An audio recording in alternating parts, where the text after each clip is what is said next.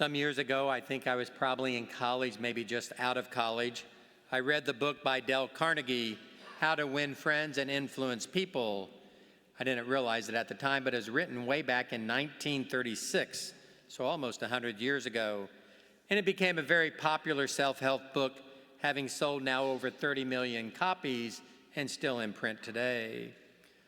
One of the things that Carnegie said in the book is that he had a college professor who said that people only use 10% of their brain power throughout their life. Now today, science has proven that not to be the case, but that myth still persists. And while that seems not to be true for our brains, I wonder sometimes if it's true in our parish.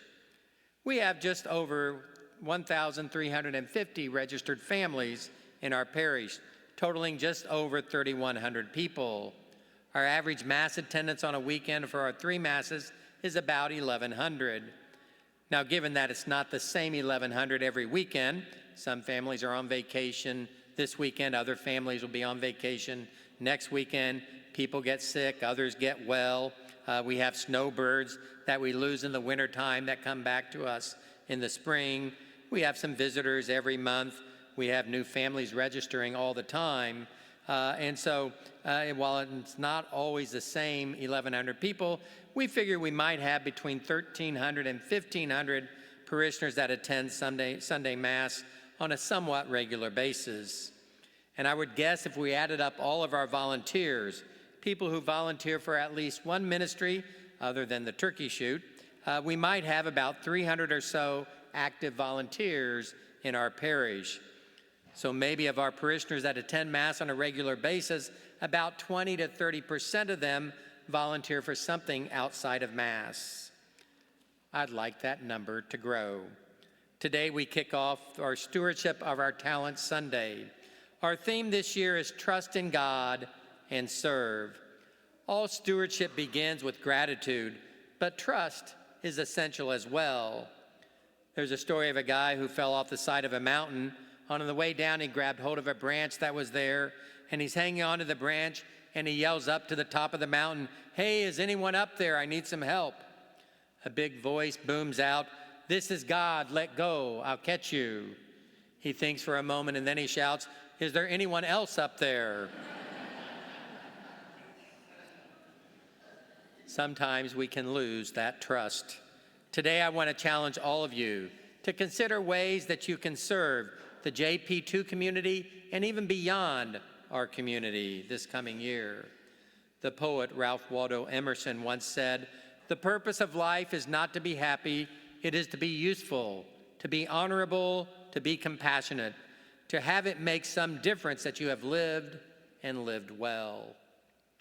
It is service, I think, that gives our life purpose and meaning. In our second reading today, Abraham places his faith at the service of God's people.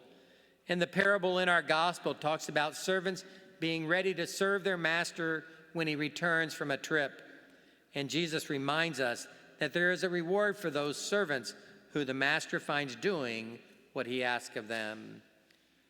My friends, God is our master. Jesus is our master.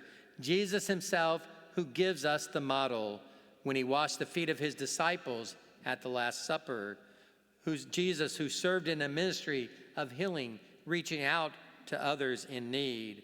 The very Jesus who said, "I did not come to be served, but to serve, to give my life as a ransom for many."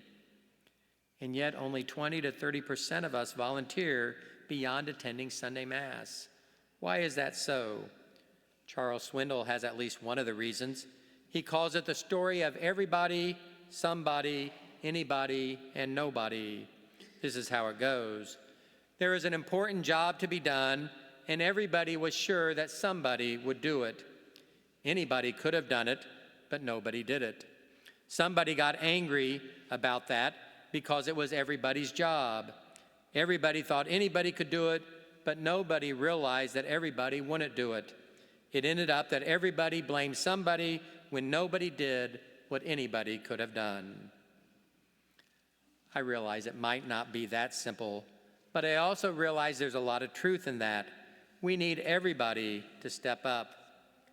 Before every weekend Mass, I stand up here and I say, welcome to St. John Paul II Parish, where our mission is to grow and make disciples so that as disciples you can help us carry out the mission of Jesus in the world. I do that, first of all, so that I can keep the parish mission statement in front of all of you, but I also do that to challenge you to ask, how am I helping to carry out that mission of Jesus to others? That is also the goal of our Stewardship of Talent Sunday. It is to invite you to consider how your talents and gifts intersect with the needs of our parish and our larger community. Next weekend, we'll distribute our ministry booklet. The ministry booklet tells you about over 100 different ministries and activities that you can be involved in here at JP2. Everything from Bible studies to babysitting, from Golden Nights to guitar playing, from Alpha to art and environment for our beautiful church. In the book, you'll find a commitment form that we ask you to fill out and bring back the following weekend, the weekend of August 23rd and 24th. When you receive the ministry booklet, I encourage you to look through it and then, with apologies to President John F. Kennedy, ask not what your parish can do for you, but what you can do for your parish. I really believe we have a great parish here at JP2, but it could be better. It could be better when every parishioner asks, what can I do as a disciple to help carry out the mission of Jesus, both in our parish and beyond our parish? Because like Jesus, all of us in gratitude came not to be served, but to serve.